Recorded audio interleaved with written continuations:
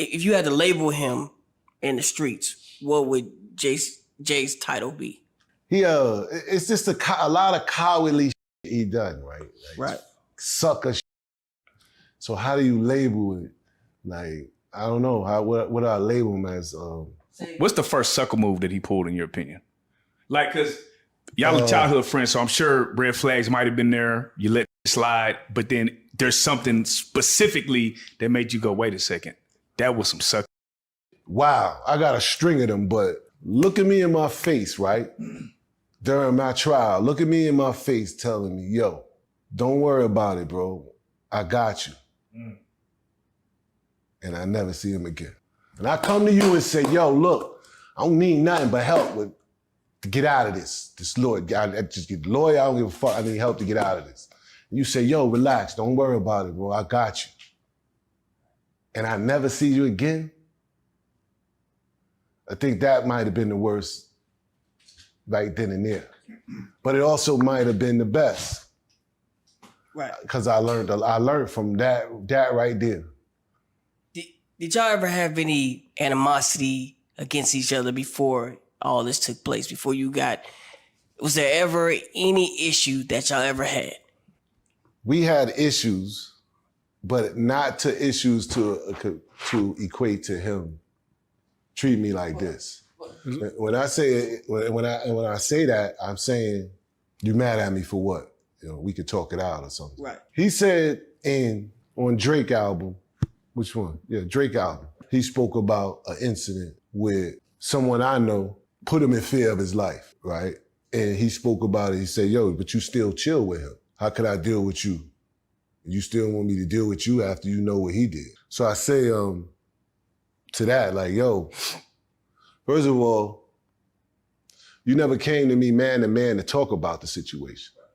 You can't wait till you get in this to get in your space and then speak about it where, you know what I mean, this is how you feel, but you never told me this. You never told me this because now you would have got the answer to all of that. You know what I mean? So when he says that, I'm like, yo, you've been mad enough to say, yo, look, this is what happened. And this is how that happened.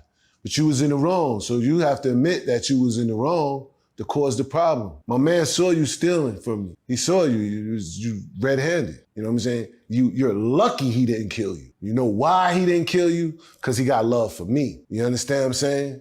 Because he got love for me.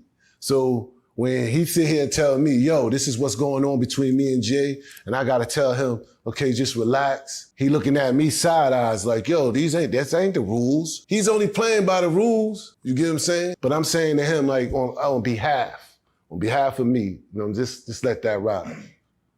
And now Jay stuck now. He's stuck here. Oh, you with him? There's no conversation here. That's when I say a coward, because you can't look a man in his eyes and he say what he gotta say. You know what I'm saying? If you didn't like a situation or if you could have took that upon with him. But in the reality of it, if I was around, if I was home, this wouldn't have never happened.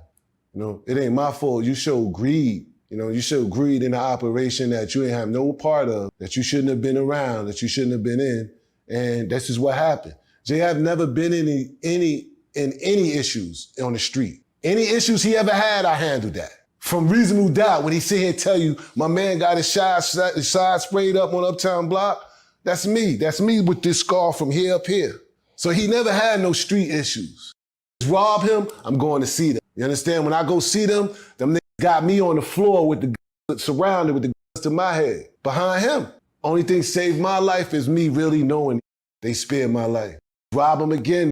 He's never had no street situations while I was around, because I'ma handle that. He wasn't never built for that. That's my little brother. And like I said, when I got shot for him, like I really got shot for him, because I could have got off the set. But the only thing in my mind, triggering in my mind when this is going down, before that shooting, is his mother. How am I gonna be able to face his mother if I let something happen to Jay? I remember her words. I remember his mother saying, please, when he left to live with me and Trent, I remember his mother saying, just look out for my boy, make sure my boy is good. So that's what's going through my mind before I get shot. You know what else going through my mind? My moms ain't gonna go for it. I can't even come home and say, yo, Jay got shot.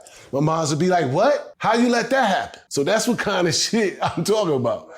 So when he get into this situation, he don't know how to handle this. Well, all he had to do was just come and say, apologize. I ain't know, whatever. This is where I go to show people that, you could do whatever you want, have many times for a person, take care of a person, do this, do that. But the one time that Jay don't agree, if something go wrong, how they could just toss you to the side? Toss you to the side? Not you, just you, your mama, your sisters, and everything. So when they tell me about, man, you still whining, oh man, this story been going on 25 years, nigga. Yeah, you ain't walking my shoes. You ain't seen my mom. You know what it is, waking my mom up 3 a.m. talking about Jay locked up? And she get up and go get him out of jail? And you gonna tell me, oh, you sound bitter still. Nigga.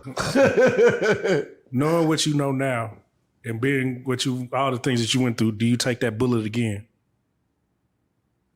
Yeah. Oh, that's deep. Cause that's just who I am, bro. Knowing what I know now, I wouldn't put ourselves in that position. And that's the problem with betrayal, cause you don't know until y'all get into that, until y'all enter into that dark side. I don't know. Me and you go out to the club tonight and some jump off and I'm looking for you to be back here. Go down and we rumbling and I look around and you ran on me. You know what I'm saying? Right. I don't want to get to that point to figure out that you're not a fighter. You know what I'm saying? Right. I'm like, nah. So that's the point when I talk to people and tell them like, know who your company are. Know who your friends are. Because what I'm noticing about all of the what encompasses around him is greed. Oskino, Dame, it's everybody's saying greed. Everybody. Mm-hmm. And you're like, you say greed? Greed. The money? Yes. Yeah. Or the power, one of the two. I mean, it looks more like power. It's this spell, right? Right. That Jay got. That's why I kind of look at Kanye and Dame and all them. They the old me. Right. They the YouTube me. Yeah. Right. You understand what I'm saying? That this Dame look like the old YouTube me to me. Cause he hurt, bro. He hurt. Kanye hurt. Because they looking at him like there was so much trust there. And like I said, when they needed him most, Jay not there. And that's the betrayal part. So this is just his MO. And Beans, yeah. Beans, yeah. A lot of people. Jazzo, Source Money. It's a slew of people that he just ruined their careers. Right. And I'm talking about people we grew up with. Why do you associate with Jaguar? Jaguar, shout out to Jaguar, man. That's my girl. You understand what I'm saying? Jaguar put me in the, you know what I'm saying? Jaguar got me here.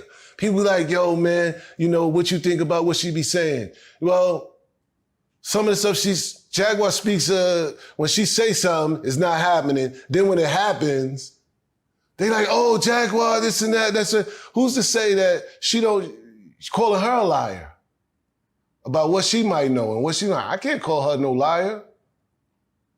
You ain't question Jay credibility about what he just said about me. Y'all gonna pick and choose? So did Jay snitch on you? Did Jay tell on me? Yeah. I can't say he told on me, Right. but I'm telling you, when I come home and your partner now is an ex informant, how am I supposed to look at that? You're talking about the CEO, right? Yeah. How am I supposed to look at that, bro? How am I supposed to, after you left me in prison, I come home and this is your people's now. If by chance the world found out that Jay-Z was an informant, what would that do to the game? Nothing. Oh, you think he would it wouldn't do nothing? It won't do nothing. The game has changed. It won't do nothing. Because at this point now, people are like this, bro, honestly. And I deal with it every day. Because it's people like, now you change your life around and you're not in the street no more. And I come to you and say, yo, we ain't in the street no more. We doing something now. We flipping houses. We buying property. You either in or you out. So, as we look at Jay-Z's life, he's a billionaire, married to Beyonce. Do you feel like he's truly reaped the karma of all his actions? Where the karma is at? Yeah, that's what I'm saying. Yeah, we don't see it. Nah, well. Or do you feel like he ever will? I feel like if you done people wrong, you done people wrong. At some point, you know what I'm saying? At some point, it's coming. You know what I mean? It's not just karma, that's just the forces of nature or how things work. You ruin people's lives. You do harmful things. And who's to say that he might ever pay that price? Who's to say he even done anything wrong to anybody else in his eyes? To me, that's not even the same person. That's someone else. It's not the Sean, the Jay I grew up with. And I don't know them people. For me to get to where I had to go through, man, it was a lot dealing with those guys. Him, Emery, Tata, all of them. You know what I mean? None of those guys would be in a position if it wasn't for me. None of those guys, when Jay-Z said that, came to me and said, yo, man, I don't know why he said that. You think Emery, my own co-defendant, you think Emery, my co-defendant, you think he was gonna go to Jay and say, yo, Jay, man, why would you say that? He's my co-defendant. Why would you say something like that? You put me in the mix. But there that goes. Emery ain't say nothing like that. So that means you okay with it. My own co-defendant. My own. But I introduced him to Jay. And he can get right on the screen and tell you a story and I'm not even in it. Yeah, sure. Well. I'm not even in it. If you listen to Bleak, you could Google a million stories with Bleak. I watched Bleak from the third floor in my building. I watched Bleak from Pampers. I was there when Jay was like, yo, all right, come on, I'm gonna put you on. I mean, all of that. Bleak would tell you a million stories about Jay, but I'm not there. Jay had this, Jay had that, but he'd never say I was there. And I'm talking about Bleak mother is my sister's best friend. You get what I'm saying? But he had never mentioned my name. Because these guys it's like they walk on eggshells when they have to speak about things. Instead of speaking, you see, I think I sent you that thing with Jayz. Jayz went in when they was going at it on Jay. But you look at the Jayz now, it's like he's on eggshells now. Like something happened. Like this can stop your career or whatever you're doing. This is what I try to tell dudes, yo, whatever God got for you, I don't give a billionaire, whoever, this, that, and the third. You can't stop it. I'm living proof. You know how hard it is to get for major people to mess with me? Because of him, they won't.